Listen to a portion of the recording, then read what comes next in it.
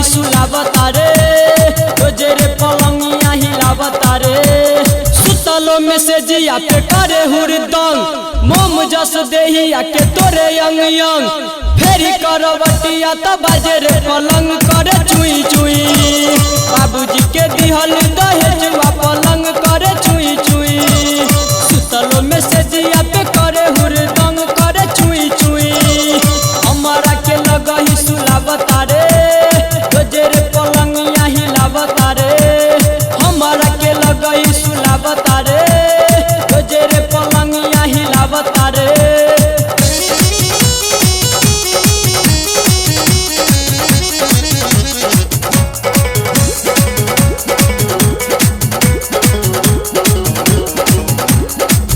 नहीं मुआना के पूछऊ के ढंग झूठऊ के खेले राजा से जिया पे जंग एकरा से सखी साचो रही हम तंग करे चुई चुई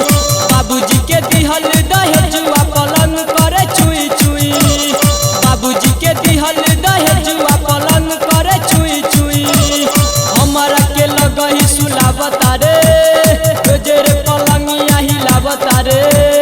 हमारा के लगही सुलावता रे रोजे रे पलंगिया हिलावता रे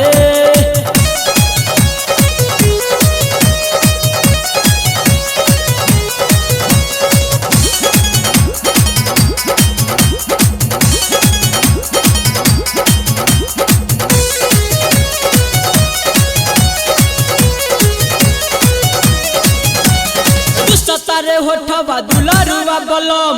करे छेरा खानी पाके जगह रे नरम मारे धक धक बाकी लागे न शरम करे चुई चुई बाबूजी के दिहल दहेजुआ पलंग करे चुई चुई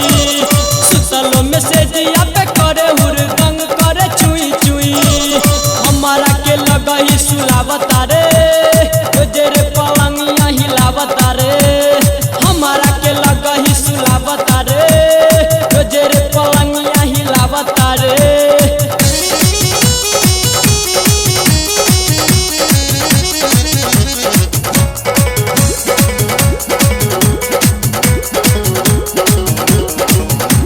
संदीप सुमनवा खेलाबे रोज संग यह भी मनु टाइगर बड़ा करता वेतन